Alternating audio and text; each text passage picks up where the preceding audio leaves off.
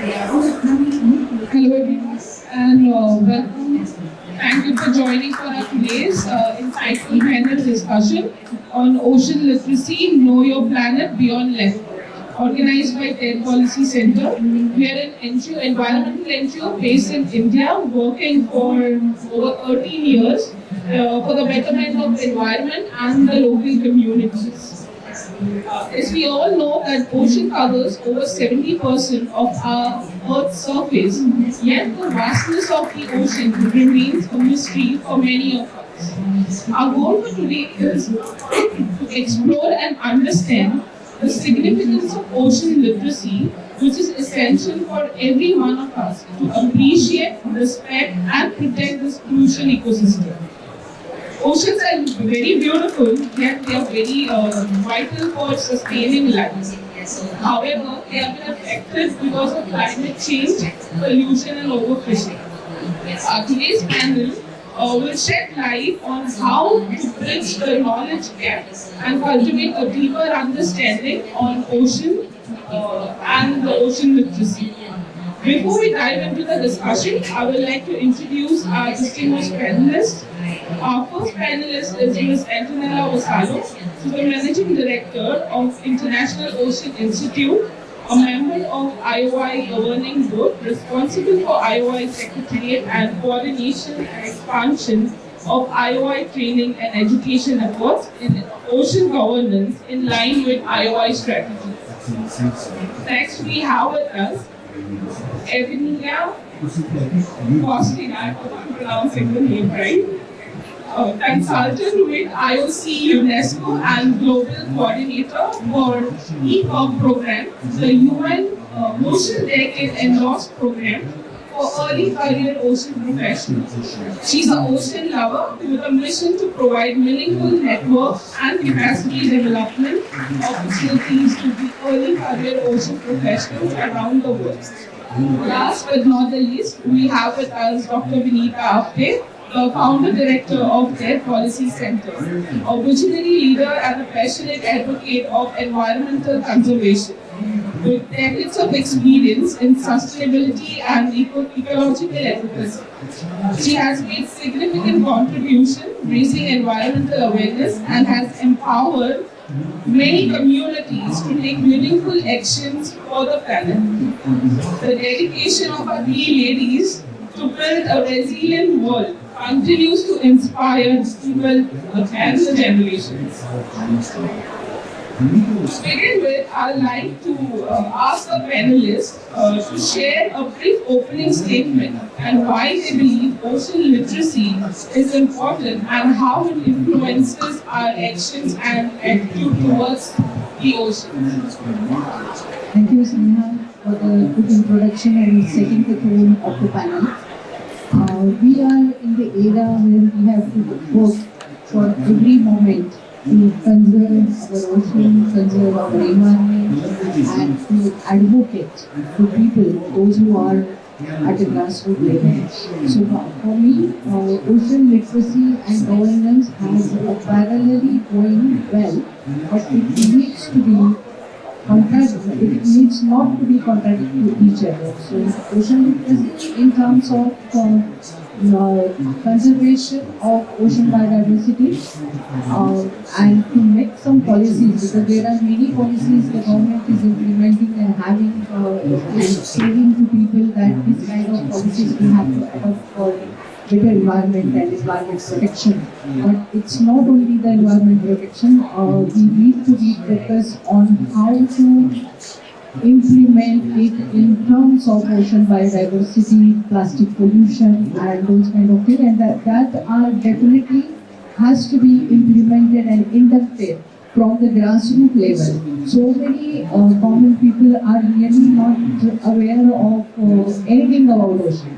They just love ocean, they sing the songs for ocean, they do so many things that we will go, we have cruise and we do that, we surf.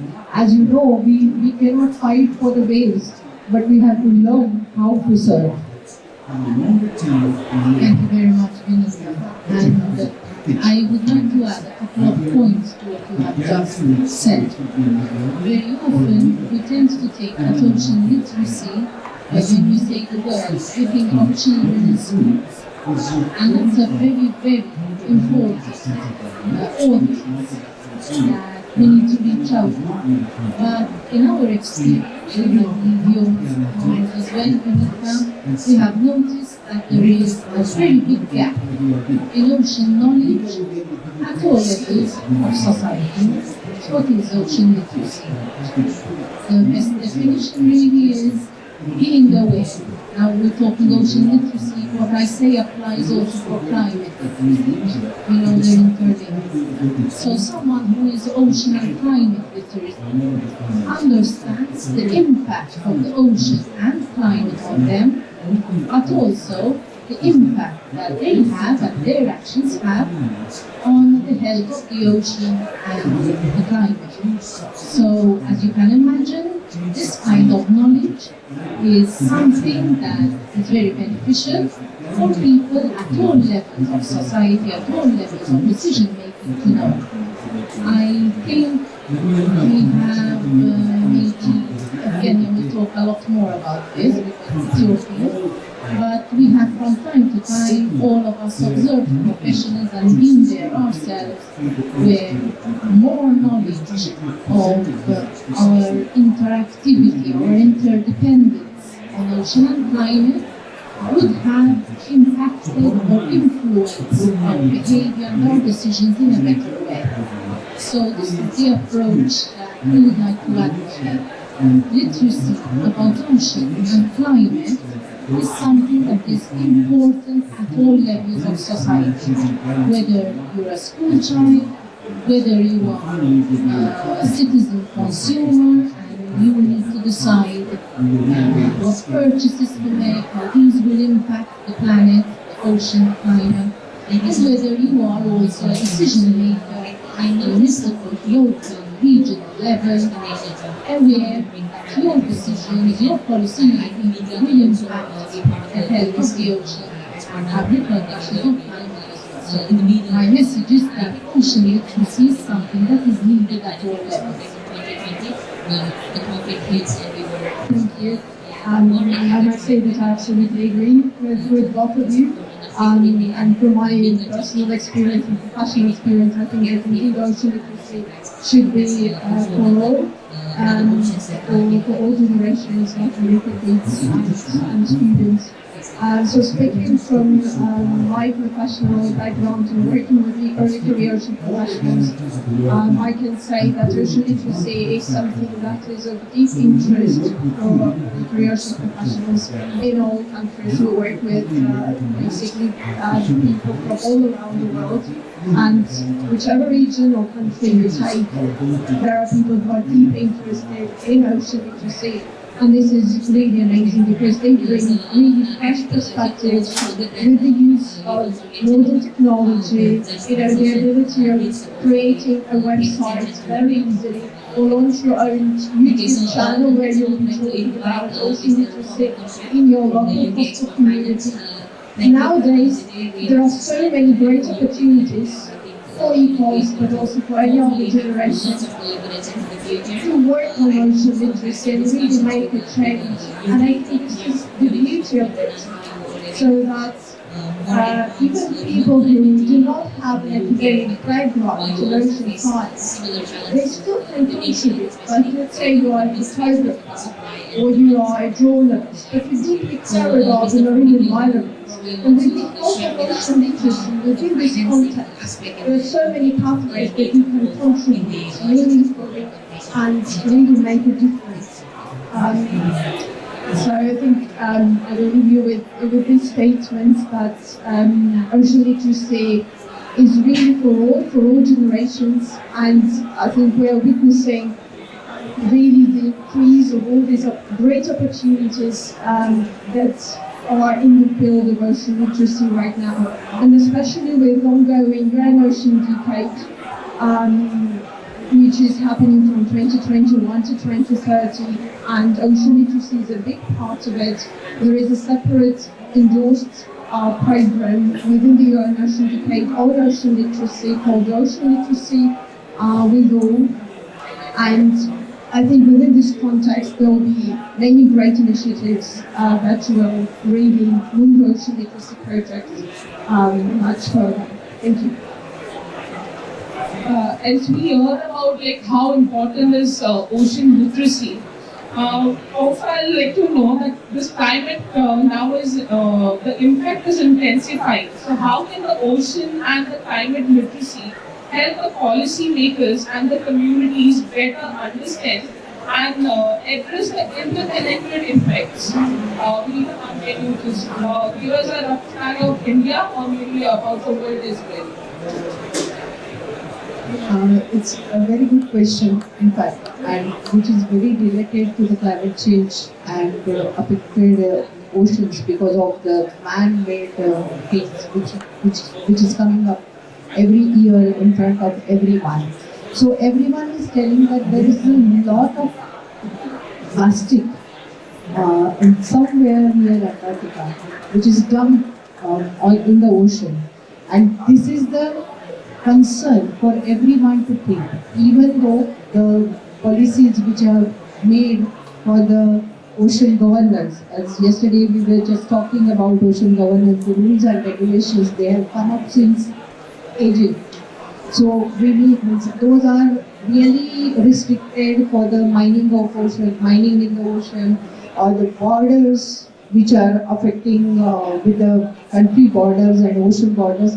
But right now, when we think about how to change these ocean governance or ocean policies, and government and policy makers have to look into it, we really need to see the ocean is not to be a dumping ground. And that has to be clear with some rule, or I really don't know how the common people can go and clean the ocean is not easy for them.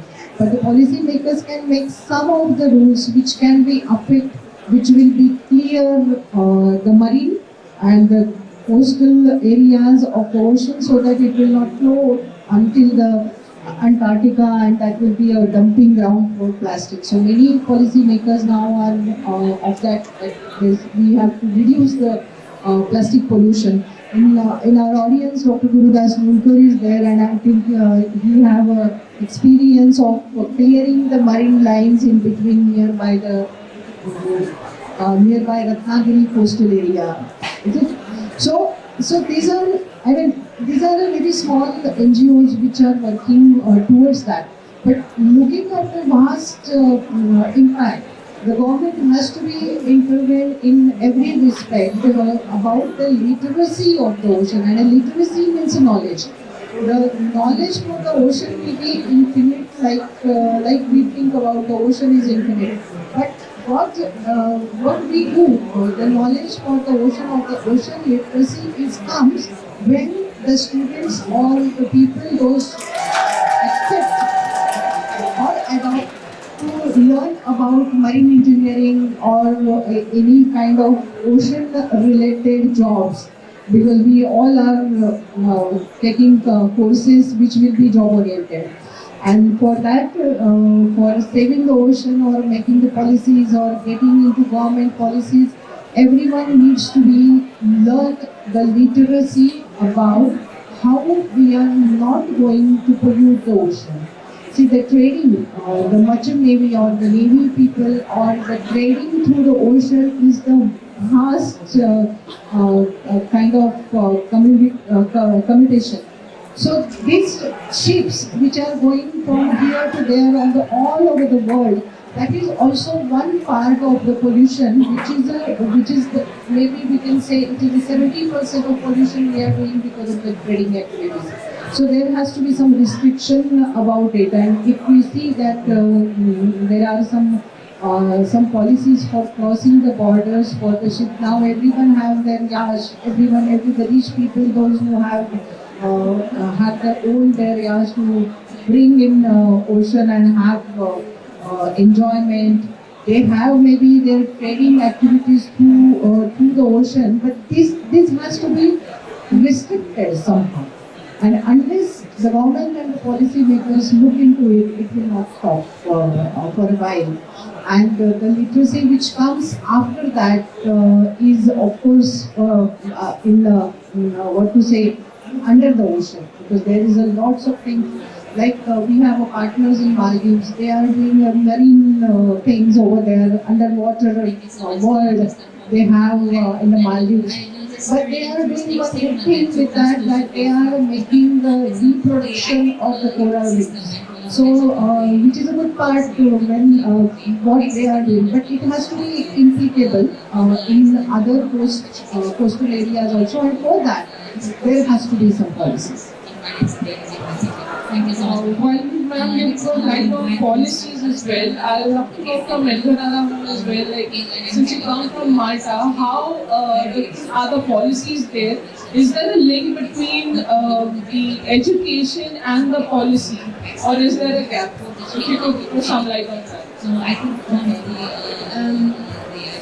when we think of the culture of France, sometimes our experience is that there is a lot of knowledge out there. There is. It's probably not shared meaningfully across the various stakeholders. I have a strong belief that all of us are stakeholders, important stakeholders in the development, the progress of this planet, and the way this planet can progress. We are all important contributors to either the development, the positive development of our future, or to maybe a future that's less, that leads to greater impacts for us. So starting from this position at IOI, where we're based in Malta, we strongly believe that capacity development and training and education and knowledge sharing and knowledge building is something that can be used to give more impetus, to empower people to make these right decisions. When we say ocean literacy and climate literacy, we're not necessarily talking of huge amounts of commitment. Sometimes it's a question of really appreciating the fact, maybe something people don't know much, that every other breath you take, 50% of or a bit more of the oxygen of this planet is produced by the sea.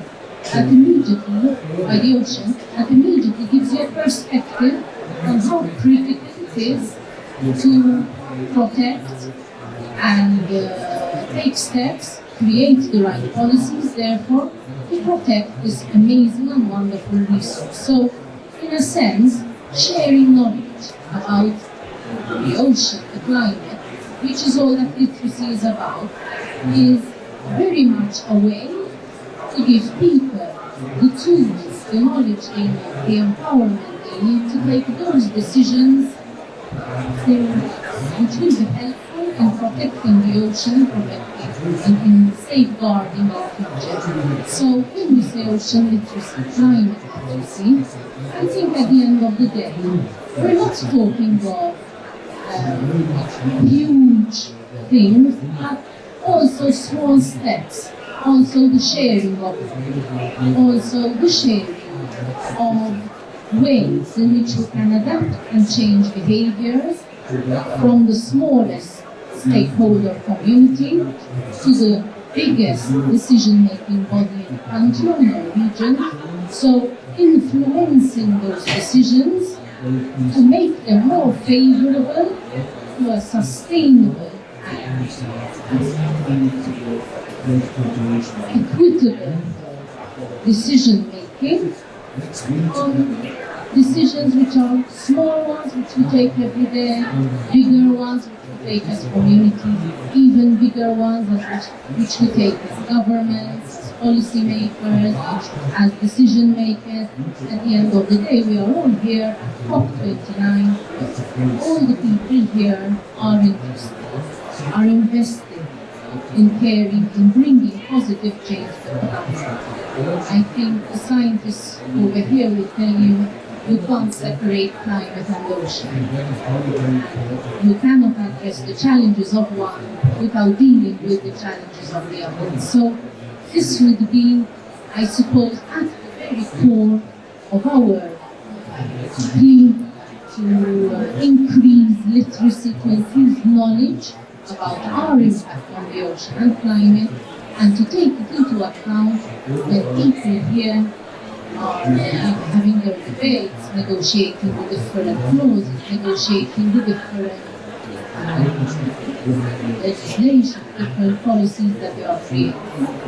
So our proposal would be literacy, the knowledge of our impact on climate and ocean, vice versa, is something that is required at every single level. Absolutely, as mentioned that the knowledge is vast, it needs to be streamlined in a proper direction. That the program for the early career ocean professional, which is endorsed under the UN Ocean Decade, can you highlight on how the ocean literacy refers to strategic goals of the ECOP program? Thank you very much for this question. So I'm proud to say that ocean literacy is really one of the core elements of our program. And in fact, we started as a reform working back in 2020. And in fact, ocean literacy has always been from the start one of the main components, one of the main dimensions of our program.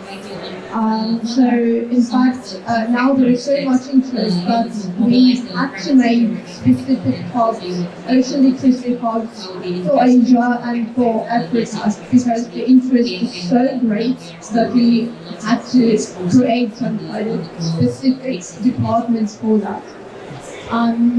We also planning to have a specific ocean literacy training. Now, we do webinars, sometimes there are many topics, sometimes there are on ocean literacy, we have a global task team on ocean literacy.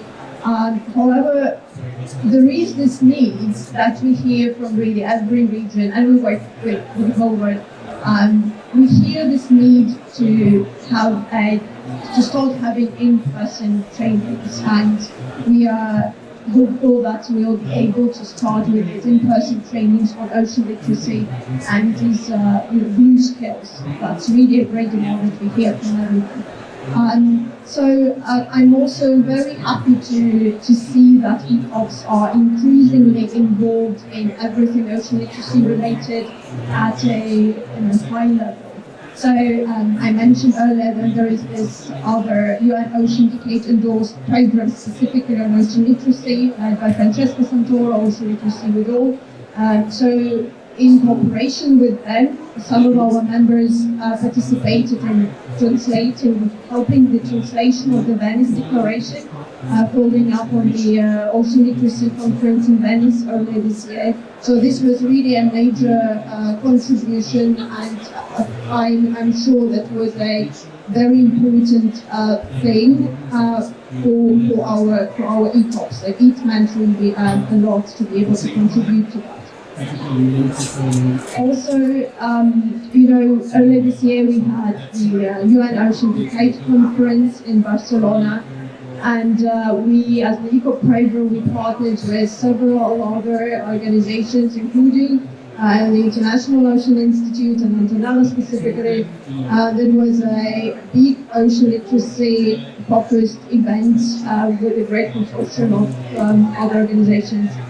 And specifically our program, to prepare for this event, we launched a call to gather ocean literacy projects from around the world. And we were really amazed that it was so inspiring to receive all those contributions and materials. We saw so many great initiatives around the world, literally from all kinds of places, and they're really deeper. So there are websites being built with specific to raise awareness on certain topics.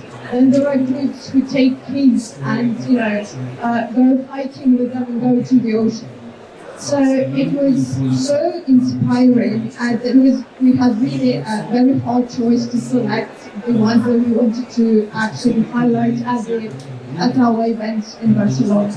So we actually have a playlist of those successful applications that you can check on our YouTube of the ECOP program. It's all there. So yes, in summary, ocean literacy perfectly aligns with our strategic goals because we are all about increasing capacity development, like Antonella was mentioning as well, and we think that ocean literacy and capacity development, they just perfectly aligned, and that's ocean literacy will be always a core component of our program. It was like the early career ocean professionals is by definition already ocean literate. So why is there so much interest towards ocean literacy so if you could highlight on that as well. Sure, this is a really very interesting question. So I think ECOPs, judging from my experience in the program, they have really this immense interest in having and leading those initiatives. They like working with kids going to kindergartens and talking about oceans, how important it is to take care of the marine environment. Because we're a really global program, and I think people get inspired by learning what the other people in other regions are doing, and they just get inspired of each other.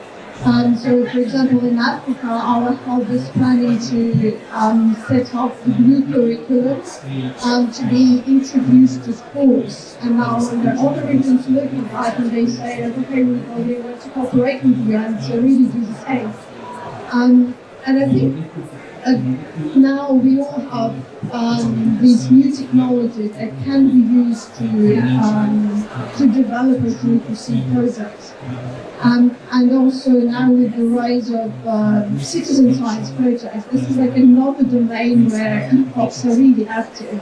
So we see projects with surfers that they collect their gather their group and they talk about ocean literacy on the beach, and then they go surfing, or subsurfers. There are specific measurements they can be taking with the sensors attached to a subboard, and there are sensors that you can attach to your sailing boat. So there are many opportunities where ECOPs can contribute with all these modern technologies that we have now.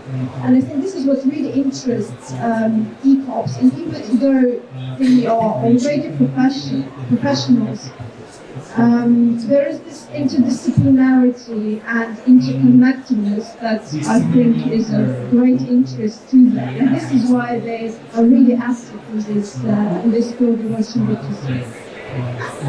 This is exactly what IOI as well does. We have this course with the IOI Institute, where we also have the professionals coming and joining for the ocean literacy course. And though they have the knowledge, they have the qualification in this, they join to know the current scenarios and implement with the commoners to see the bridge the gap. If I'm right, you just throw some light on that. So, just to give some background to this. We have been working, in fact, with TERRE on one of our programs, which is the IOI Ocean Academy.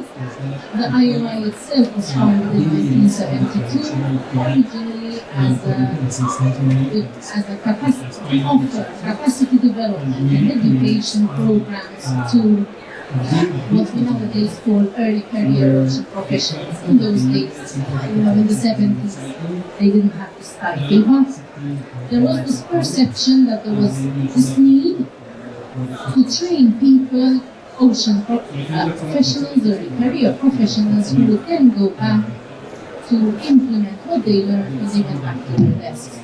Over the years, this has resulted in the creation, and I was saying now, you're one of us, right? in the creation of a big cohort of trained IOI alumni who have benefited from the high-level training that the IOI gave them. It's an interdisciplinary training. The people who attend the training courses are from all disciplines in the ocean. But over time we realized that these people were coming back to IOI and asking us, I'm really inspired by what I learned and I really want to take this back to my community. What can I do? For the 50th anniversary celebrations of the IOI in 2022, we then created the IOI Ocean Academy. And the academy is developed to kind of address the gap in ocean knowledge, which is represented by ocean and climate literacy. So what we did in this project is to work with our alumni who are themselves professionals in their field, and the intention with the Ocean Academy was always to reach and to overcome those barriers to knowledge that we were perceiving over the years. So barriers such as that of language. We take it for granted that a lot of people know and speak English. It's actually not the case. In many communities, English is not necessarily the first language or even a language people feel comfortable with. So this was a barrier that we detected that needed overcoming when we set out to increase ocean and climate knowledge worldwide. Another barrier, in fact, was that of access. Not everyone is available or even able to travel to attend courses. Sometimes publications are not available where you are. So the Ocean Academy was created to, on the one hand, work with our alumni who are great people and want to give back, and on the other hand, it was created to overcome barriers to knowledge. So nowadays, the Ocean Academy, which we are proud to have partner in India, is a global network of centers which offer 20-hour online modules in local languages addressing locally relevant topics and offered by experts from the region. So just to give you an idea, the fact that local input is so important is reflected in the contents of the different programs. So for example, in the Maldives, our Ocean Academy addresses the impacts of human impact on, for example, coral reefs and the tourism business. So the people who attend the Ocean Academy offered in the Maldives, for example, it's offered in Diveri, which is the local language, are usually people from the tourism industry who are in a position to eventually, understand the impact of their industry and to make the necessary behavioral changes, even at small scale, to reduce the impact of their industry. In Portugal, for example, which is an EU country, the outreach is somewhat different. So we find that it's even in Portuguese. We also have people from Portuguese-speaking African countries who attend because it's online. So we see that by giving trust and allowing the directors of the different ocean academies to co-design the contents of their academy to make it more relevant to their communities, they have been able to attract thousands of applications to spread this knowledge to thousands of people who have graduated from this. And I think the reason for this success is, first of all, people like you, who are our partners on the ground and on the wish. The Ocean Academy offered by Vinita and her team is actually offered in Marathi out of Pune. And they're going to offer your 6th one. And Each academy, therefore, is very much tailored to local needs, with a local focus, and that, to use jargon, if you wish, gives more ownership of the knowledge. The people who are listening really relate to this, and they are able to take home the knowledge and apply it in a way that they cannot do it in this other generic discourse, say from the global north imposed on the global south. So by going literally to these communities and offering them knowledge by their own people, for their own people, and listening to them and bringing back their feedback and their questions into the process, I think help and the help of all the people who work with us on this project will have created a very impactful way of reaching out with the necessary knowledge at all levels. The people who follow this course come from all levels of society. We've had dentists, we've had housewives, we've had grandmothers and their grandchildren. So it really shows that there is a hunger and an appetite out there for this knowledge. With this, I'll announce that we are having a 6th batch of IOI Ocean Literacy course coming up in this December. Lastly, I just want to add in this that when we started the course online, there were thousands of applications and enrollment. And then we really are getting tired to get everyone on the Google form and they are submitting that. And we were worried also that whether these 1,000 people will attend for 10 days. Because when it is on website and people get logged in and then even they can sit over there. So we came up with one questionnaire and one small paper.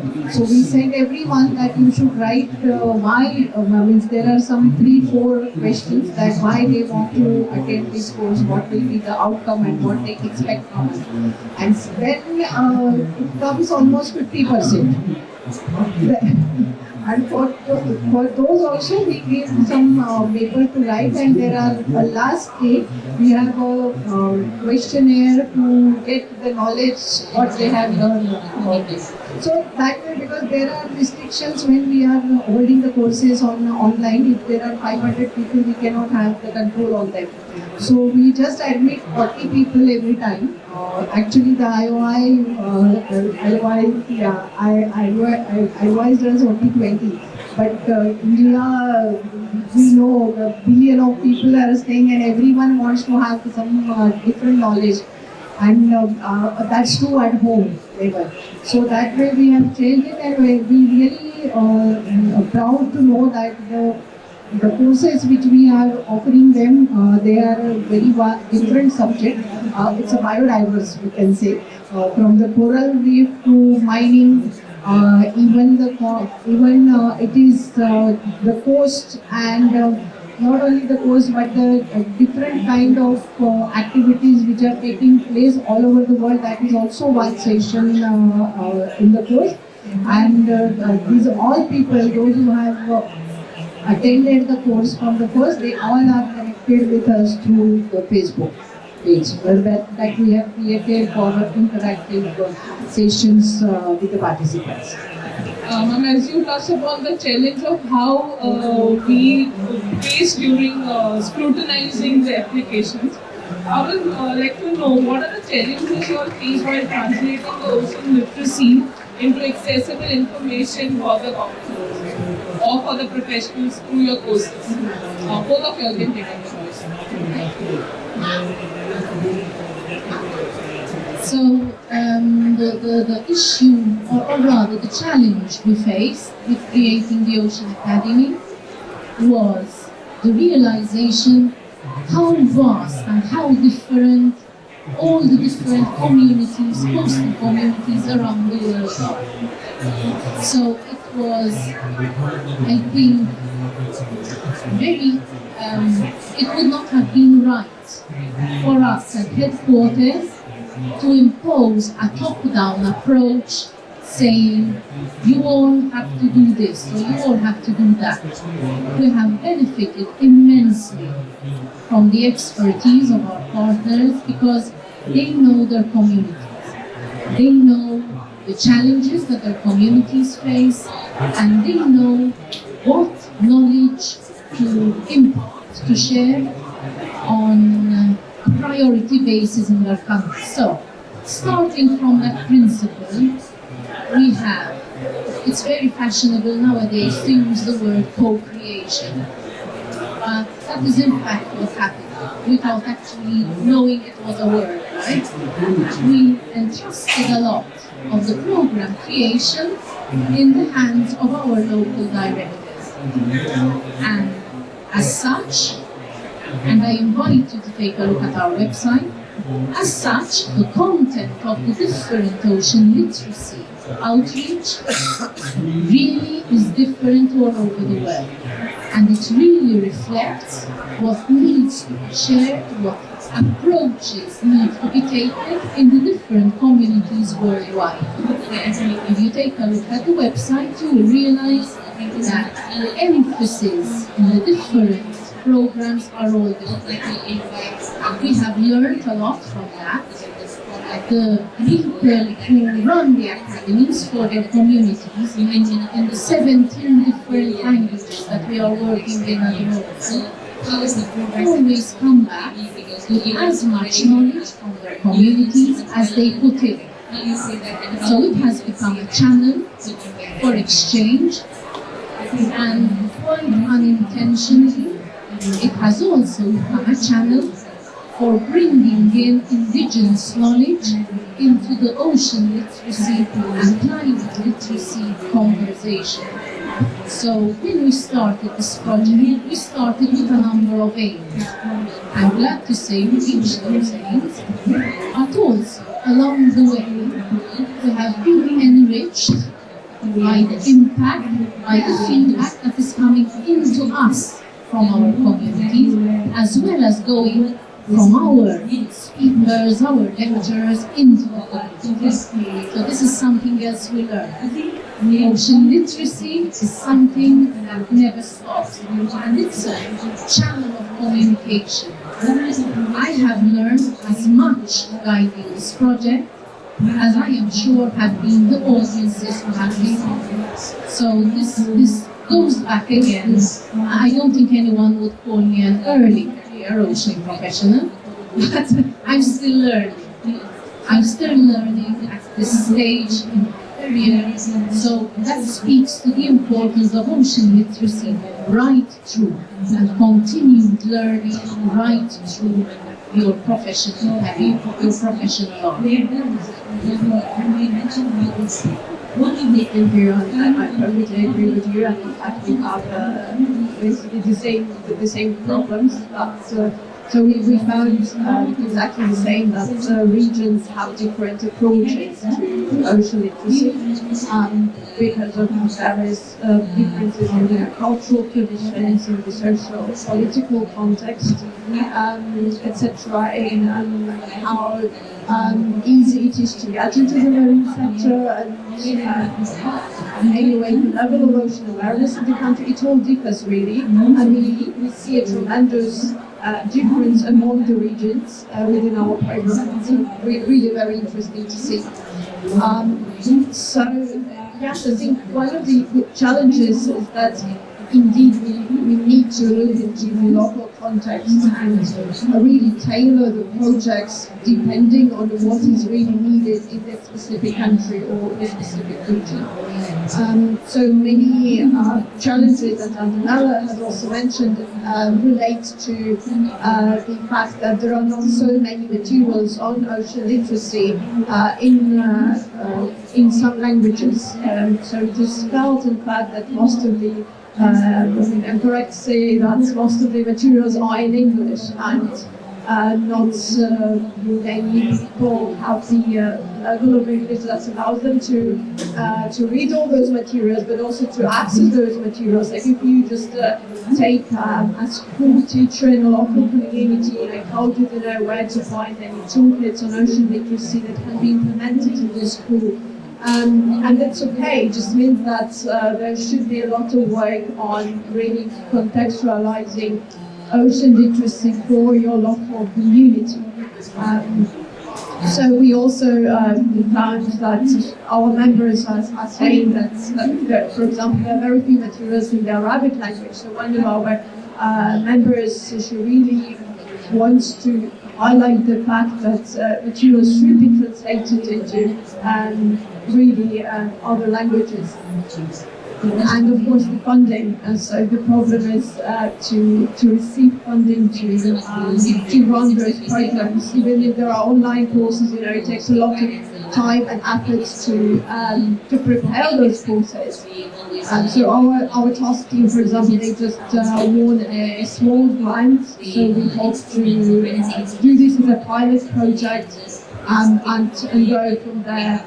And I think the solution or the approach to tackle one of the challenges is to really cooperate with other stakeholders, with your partner organizations, to be able to capitalize on the resources that you already have and join forces to implement ocean literacy courses or projects, various initiatives. So this is what we are trying to do within our program as well.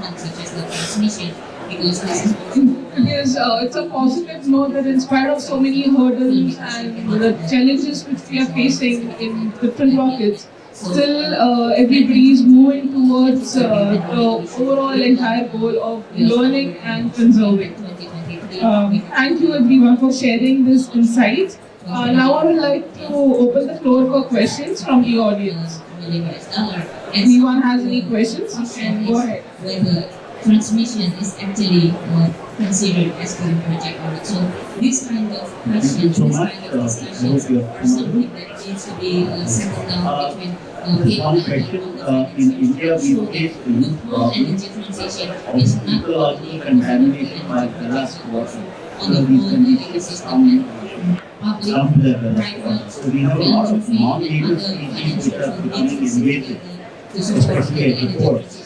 Is there any international growth going on around that? Because I don't see anything which is happening in India. I think that the takeaway from the discussions is how we are going to be able to crowding in more financing into the system. Okay, what you are talking about, as I understand it, is the issue of alien species invasion through ballast water.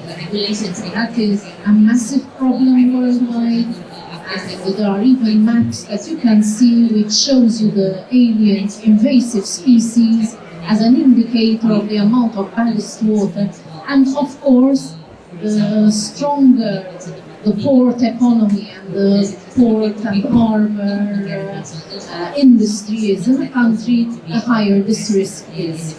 So the Mediterranean, in fact, is one of the hot points of this, as well as all the other big global ports all over the world. I have to say that there are several programs under the IMO on ballast water management. So there is a framework, there are frameworks of legislation to implement this, to oversee this. However, as we know, legislation is only as good as its implementation. And implementation is also, unfortunately, sometimes you need the carrot, but you also need the stick of enforcement. So this covers the governance aspect of it, but at the same time, there is a literacy aspect to it as well. Because it could be the case that the engineers or the technical people taking care of these aspects are very knowledgeable. I mean, I'm trying to tie it back to ocean literacy, as such, are very knowledgeable within the confines of their expertise. But it might be that they lack that additional knowledge which would give them a perspective of the impact of invasive species on local ecosystems. So this is where we could marry, if you wish, local expertise or disciplinary expertise, technical expertise, with the additional literacy required to understand the impact of not managing such activities. So the impact of not managing ballast waters well, which maybe to a biologist or an ecologist is very clear, might not be as clear to someone, to a technician, to an engineer. And what an engineer does might not be as clear to me, a biologist. So when we speak of literacy, we also speak of knowledge exchange. That's why I mentioned at the beginning of my chat, we tend to think of children in classes, but actually literacy is much, much bigger than that. And you have provided us with a wonderful example with us. I believe you all have a ticket or a coupon. I just want to add one thing that not only in India, but if you can see the whole perspective of world, very less activities are going on this subject. And there needs to be a drastic change for policymakers, and the IUCN have intervened in some parts of the area. But again, there is a problem with the implementation and to whom to give this kind of scenario to implement it. So we are the people that we can start working on it and we can get it done. Any more questions?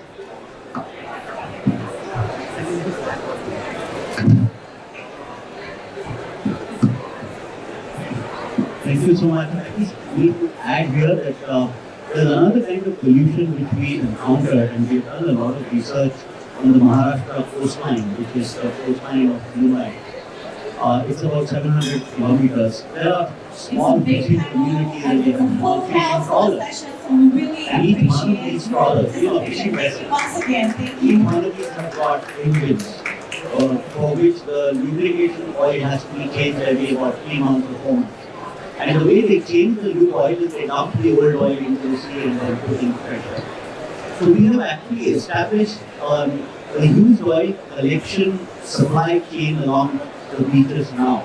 And these fishing communities are getting about 25 rupees per litre. So they're not dumping it and they're selling it on land.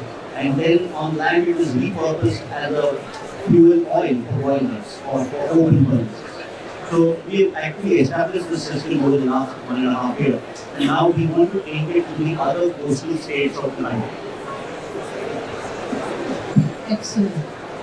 And it's something that, in your way, as I see it, you have reached out to the communities, really made an on-the-ground action that really brings back impact. And of course, one of the things I am sure you have done is shared information about this and why it's essential. So in your own way, you have contributed to increasing the literacy around this activity and the impact. And this is what I love about ocean literacy. It's very easy to sit here and say, it's like this, or it's like that. But in reality, it's very many actions, very, very many actions at all levels. I don't know if you want to add something to this. But there you are. This is ocean literacy. This is knowing the ocean so that you can be empowered to take the right actions to protect it. This is ocean literacy in action. Thank you. Thank you to our panelists for your time, expertise, and inspiring words.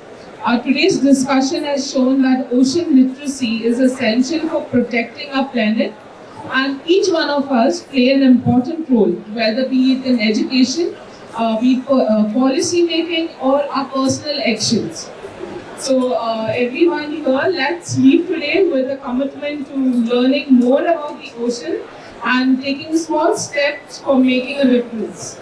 Thank you everyone for being with us for this session. Thank you. Thank you to the panelists.